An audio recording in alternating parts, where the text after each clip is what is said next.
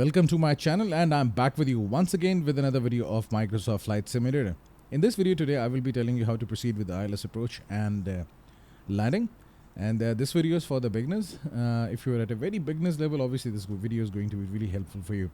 So hopefully you'll learn a lot from this video, and you will be able to land your plane by the ILS approach. Right now I'm flying the Flybywire Airbus A320 Neo from Lahore to Karachi, which is in Pakistan, and the flight is going good so far. I'm cruising at, as you can see, at 38,000 feet.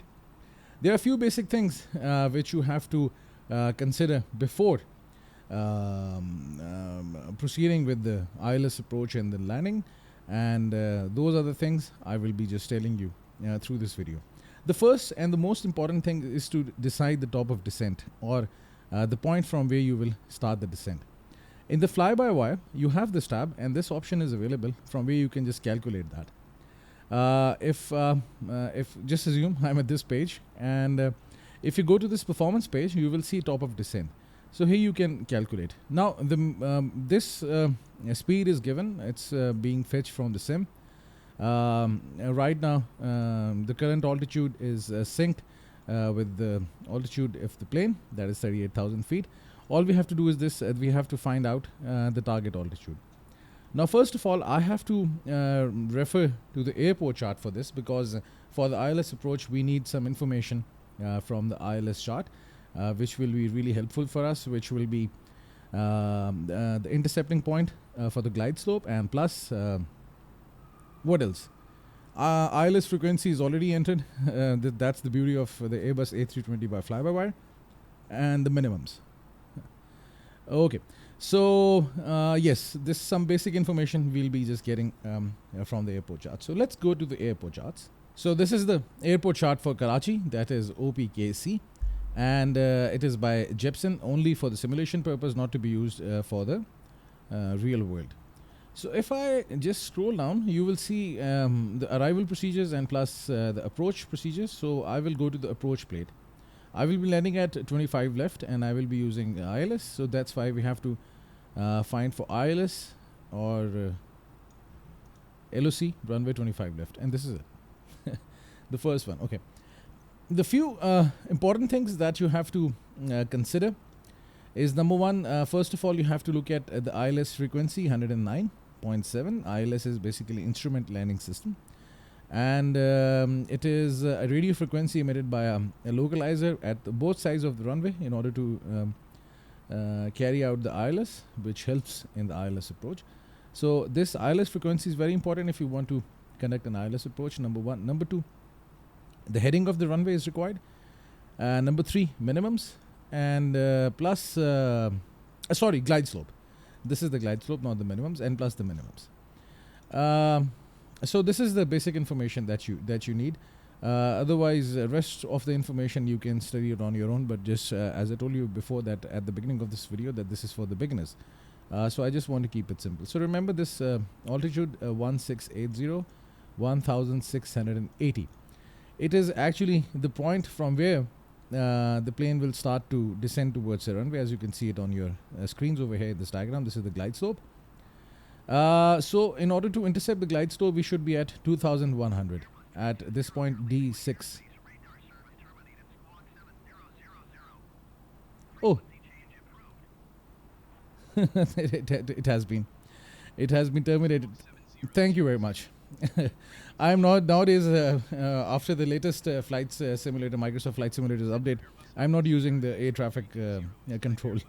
it's not really accurate. There's some issues.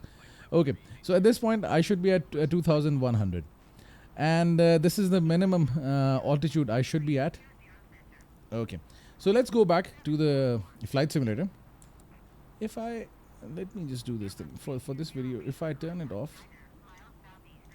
and if I change the frequency, will it let me change the frequency? During such an important thing, this thing came up. Okay, now let's go to the flight plan and check for one more thing. If I go to the flight plan, if I go and select runway 25 left, you will see that before this runway there is this point CF25 left, and over here the altitude is coming as 2000. So it means by this point we should be at 2000. So as we were reading the airport charts, it was 2100, so this information is accurate. So what I'll do is this, I will enter this information over here, 2000. And the tab has told me that you have to start the descent 113 nautical miles before the runway. So this is one of the most important things. You cannot miss the top of descent, because if you miss the top of descent, then it's very difficult to descend to this altitude. Right now in the flight plan, I'm still in the same page. You can see in the last line, OPKC 25 left is 406 nautical miles away, or 405 nautical miles away. Once the distance is 113 nautical miles, I will start the descent. So this is one important thing. Another thing, now let's go and go to this landing tab. Now over here we have to enter all the information related to landing. If I enter the airport OPKC, okay, and if I hit this button, Meta. Now the wind information has been picked up by the tab. The wind direction is 30 knots at the speed of 3 knots. Sorry, from 30 degrees, not 30 knots. From the direction of the wind is 30 degrees, and the wind is 3 knots. Temperature is 15 degrees centigrade. QNH is 1019, which is the atmospheric pressure for the altimeter. So before landing, I will also adjust the barometric pressure over here. So these are the few settings that you have to do. Number one, runway heading. Runway heading, let's go back to the airport chart. As I told you before, it has some information which is useful for the landing. And definitely because it's known as the approach plate. If you know the approach plate, you will be able to land the plane. So the heading of the runway is 254. You'll be coming from this direction and over on your screen, and you will land on 225 left. So basically every runway has a name as per the heading. So 254 is rounded down to 25 and then left. I think if it was 256 or 57, it would have been 26. So right now it's 25 left. So the runway heading is 254. Let's enter it over here. Condition is dry. It's not raining. Runway slope, let's keep it at 0. And runway length. Okay, so let's now move to another website which is very useful to get the airport information, and that is SkyVector. So here I am at SkyVector, and it is skyvector.com. The link is also given in the description. If you go into airports and you type OPKC, which is the Karachi airport, you will see some basic information of the airport. And over here you will see 7 right or 25 left. So I will be landing at 25 left. The dimension of the runway is also given in feet and plus in meters. And the coordinates are also given, plus the elevation and the runway heading. So if you don't even want to consult the approach plate, you can just get the heading of the runway from here. So remember, 2 numbers that we need is the elevation 89 and from the sea level, and plus the dimensions, the length of the runway 3,400 meters, 3,489. So it's in meters, 3,400, and that's it. Flaps, I will be landing at full flaps. Approach speed will be 122 knots. Why I'm entering this information, I will tell you. And overweight, there is nothing. Reverse thrust, yes, I will be using reverse thrust. So that's it. I think I've given all the information, and it should calculate. Oh, I forgot to enter the altitude. It was 84. It was 84 if I'm not wrong. 89. So let's enter 89 over here. My bad. Sorry for this. And calculate. Now over here, in this diagram, you will see that with different braking levels, how much distance is required to stop the plane. If you're using maximum braking, you will stop here, with medium here, and with low braking over here. Okay, so this information is more than enough. I will tell you one thing. Before landing, or before I will start my descent, I will set the auto brake to medium, or we can set it right now. So right now you can see you can set your auto brake to medium. So if I'm using auto brakes while landing and I'm using the reverse thrust, the plane should stop by this point. It's very easy. Okay, some more information required. Let's go to performance, and let's go to next phase. Next. So over here in the approach page, if you see, there is some information that is required, and this information has to be entered over here. So first of all, Q and H. If you remember, while setting it over here in this tab, we got all the information. Q and H is 1019. That's it. So it is 1019. Temperature. What is the temperature? Temperature, as you can see, is 15 degrees centigrade. Okay, so we can enter it over here. Very simple. Okay, now the direction and plus the speed of the wind. It was 30 degrees. 030 at I think how much? 3 knots. 03. 03. So from 30 degrees, the speed is 03 knots. That's it. Transition altitude is 5,000. So after crossing 5,000, I have to change the barometric pressure from standard to 1019. That's why the transition altitude is given, where we change the barometric pressure for the altimeter. And plus the last setting is for the flaps. So while landing, if I have full flaps, my speed should be 121 roughly. That's why I told you over here in this tab when I was entering the speed 122, I had a just entered a good speed. So 122 with full flap. So because I will be doing a full flap landing. Now that's it. So if I hit this performance button once again, you will come back to the screen. If you want to scroll through the performance screen, simply click on the performance phase and performance button, and then you can just scroll through different phases. This is the descent phase, and the cost index is 15. At managed mode, the plane will descend with the speed of 288 knots. And this is the approach, and for the go around, these are the settings for the go around. Thrust reduction 1500 and so on and so forth. And with flap settings and different. And if I press the performance screen, performance button, I'm calling it screen again, performance button again, you will see this activate approach phase. Right now I will not activate the approach phase, but I will just tell you, obviously we are not going for an approach, we are cruising. It's like when we will be short of runway, I will tell you when to do this.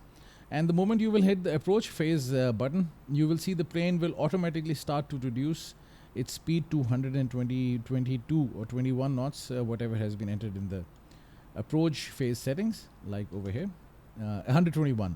So the speed will reduce to 121 automatically, will reduce the speed, and then we'll hit this approach button so that the plane will follow the glide slope and will land.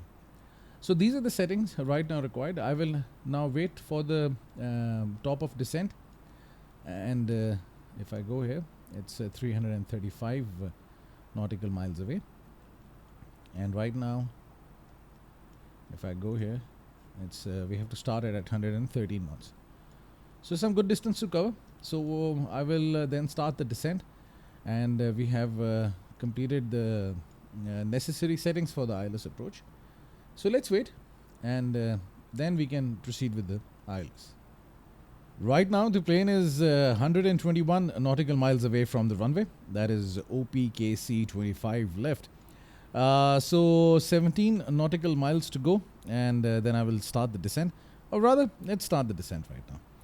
So as I told you before, the altitude that we should be before the runway should be 2,000 feet. So over here in the altitude, I will select 2000, and then left click on the mouse, because I'm using mouse to change the settings, And then I press on the mouse wheel button, and the descent will start.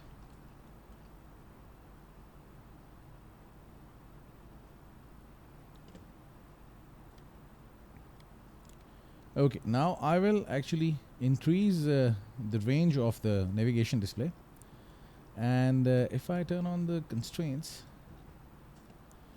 actually not so much information regarding the approach is updated over here in the ND. Okay, so this is the last point, and from here I will start the approach phase, activate the approach phase as well. So hopefully today we have a safe landing, because I'm really bad at landings. So don't want to mess up my landing today. So just to recap before we start everything. So first of all, before starting the ILS, you have to calculate the top of descent, this target altitude. As I told you before, you can select it from the MCDU, that is the multifunction control and display unit, and then you have to give all the landing parameters in order to calculate the braking required after the landing, and then you have to enter the approach phase settings, which are here on this page. So the temperature, the barometric pressure, the wind speed, transition altitude is automatically picked up, and plus the flap configuration. Over here you will see the settings for the minimums. Minimums is actually a decision height, so it is given in the airport charts, as I told you before initially. You can enter it. So let's say right now, if the runway is at 89 feet, my decision height, I can keep it at 200 or 300, whatever. So basically it is a height from where you can decide to do a go around or declare a missed approach or cancel the landing as well. So whatever. So minimums is actually that altitude. So barometric is always given in feet in height. So let's say let's go to the charts and see if we can find the minimums. So if right now you look at this approach plate, you will see that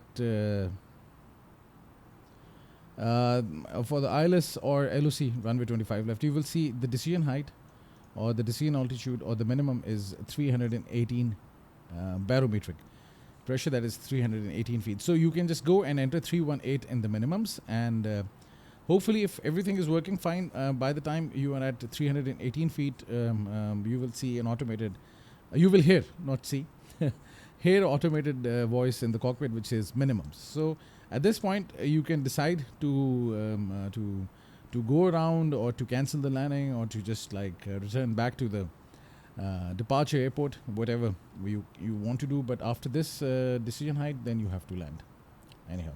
So it is 318, so I can also enter 318 over here, the minimums. No need for the radio because you don't need two options, otherwise you can also enter. I think it was 276. It was 229. So you can also enter 229 in radio. 229. So you can enter both. See, so either one, 318 or 229.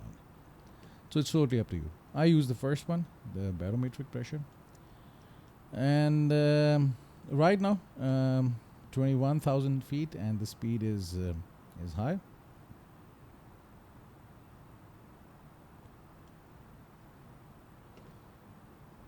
Everything is looking good so far. Not a nothing to be worried about. Just crossed the Nawab Shah VOR, I think. Yes, if it was the VOR. It's an airport near Karachi. So some good distance to cover.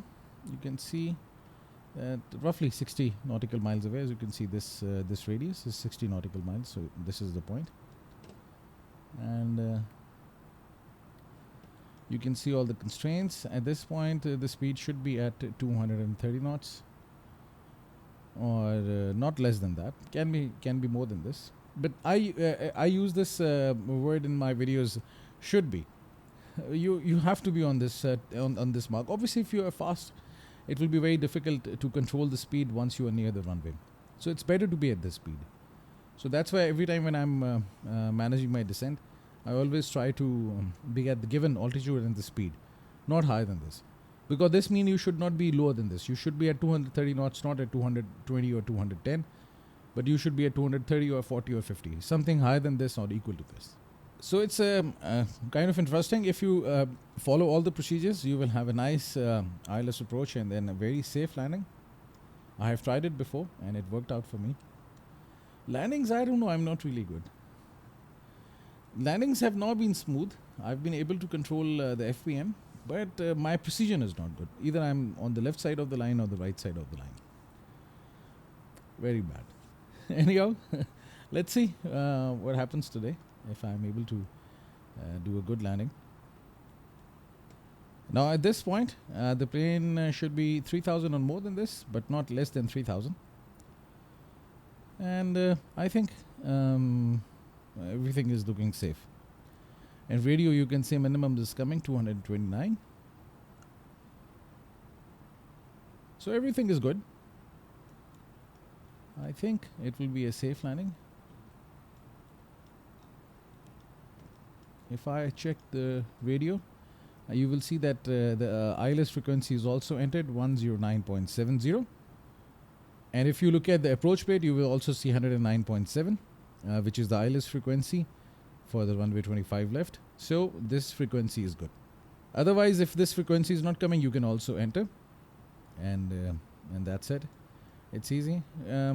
If you press on this nav button, the ILS frequency should come, but I think in this fly-by-wire, this option is not active, because if I've been flying Flight Factory Airbus A320 in X-Plane 11, and the moment I press the nav button and I press the ILS frequency comes over here, and you can set the ILS frequency. But I think this is disabled. I tried it many times. Let's see if no, it doesn't work. But anyhow, you can enter the ILS frequency over here and it will pick up. You can also enter the VOR frequencies, but right now I'm not using the VOR navigation, so that's why the VOR information is not given. Otherwise, if you enter the VOR information, it will be also coming over here. So VOR 1, right now let's say for OPKC, the VOR is KC. How do you know? If you click VOR, you will see over here KC. See? So VOR KC. So just enter this information over here, and the VOR frequency will be picked up, and it is the course is, if I'm not wrong, this is how you do it. And if you switch to VOR,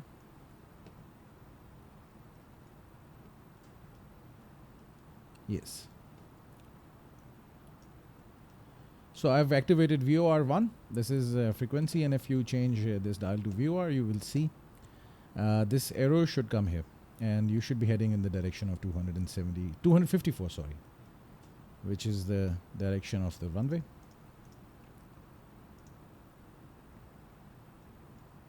Because this is the VOR for the runway. If I just go back and if I look at the VOR,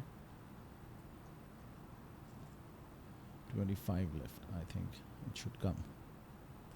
There is a VOR option. RNAV, VOR 25 left. So 254, and it's 112.1 KC. So this is what we have entered for the VOR. So let's say if the GPS navigation is not working, you can use the VOR. Now I will change it to 1019.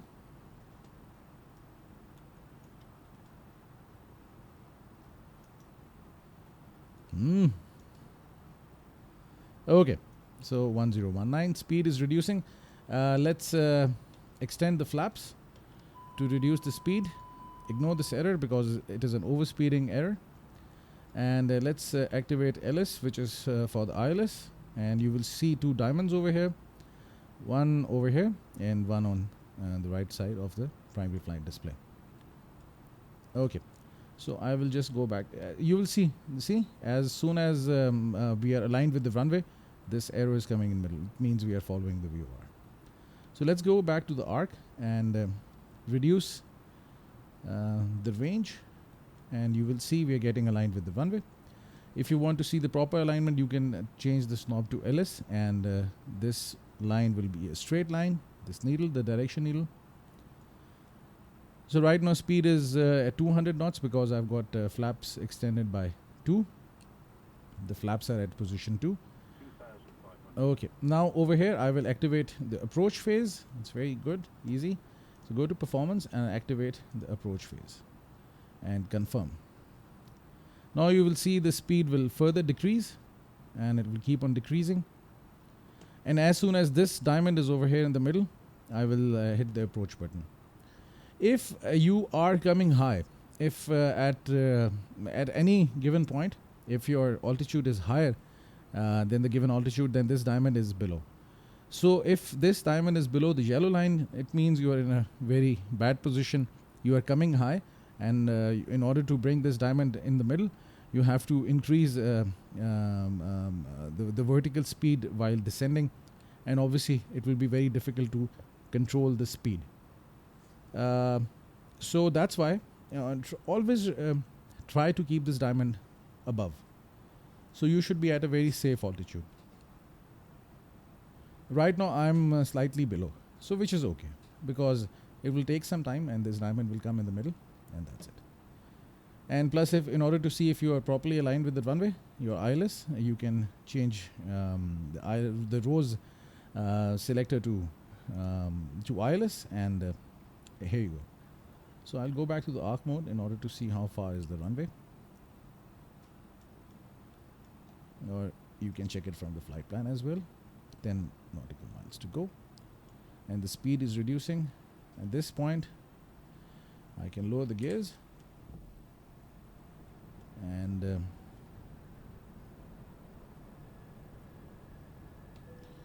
fully extend the flaps.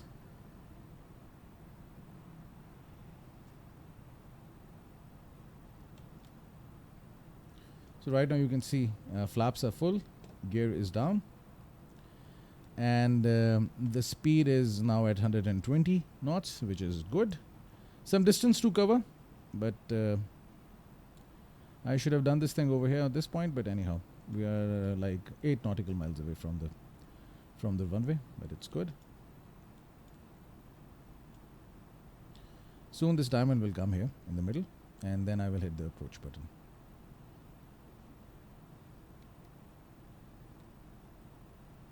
I think we are not really aligned with the runway.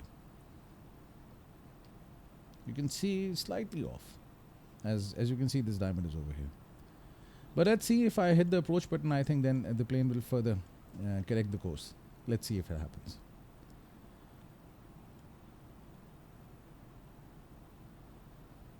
In my videos before, I've been not following all the procedures required for the ILS. I was performing a simple one just for the beginners, but this video now I'm trying to cover all the important aspects of a proper ILS approach. So hopefully this video would have helped you out, and you will be able to carry some nice ILS approach and then landing. So that you can see this diamond is coming in the middle, speed is controlled thanks to the approach activation option. And as soon as I've pressed this button, you can see now the plane has started to go left and right. It will align itself with the runway, and plus it will also start to descend to follow the glide slope in order to touch the runway at the right point. You can see it is a category 3 ILS, minimums at 229,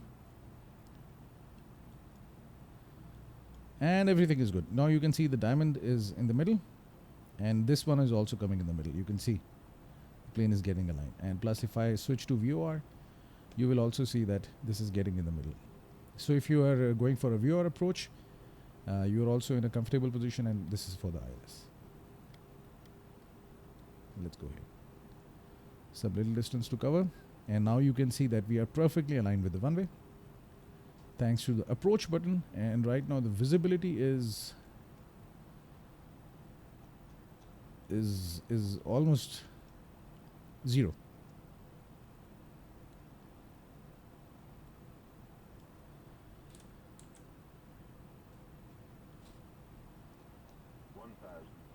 Is it me or is it the visibility? Oh, now I can see some lights over here for the runway. Okay, thanks to the ILS, we are now aligned with the runway and we can land the plane. So that's it. It was regarding the ILS, and hopefully today I have a good landing. And I'm not carrying on the legacy of my bad landings. And just right on the spot, you can see. Now the runway is slightly visible, but very poor visibility right now at Karachi. Okay. So hopefully this video would have helped you out a lot today.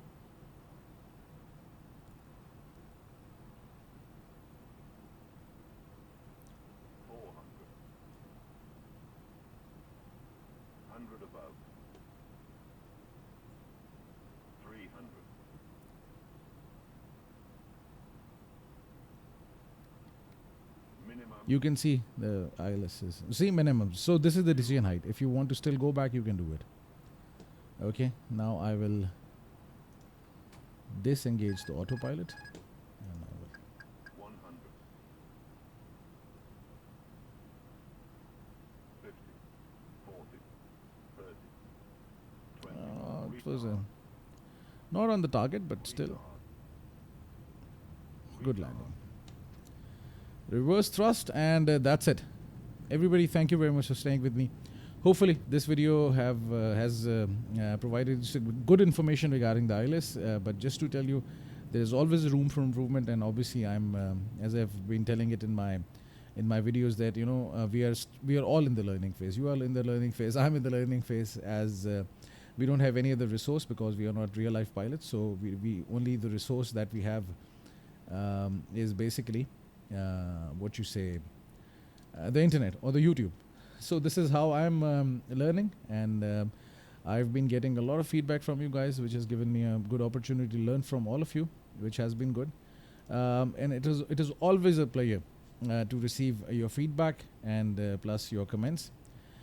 Don't forget to subscribe to my channel because I keep on making different videos, and I keep on posting them on my channel. So if you're subscribed to my channel, you will be getting the updates.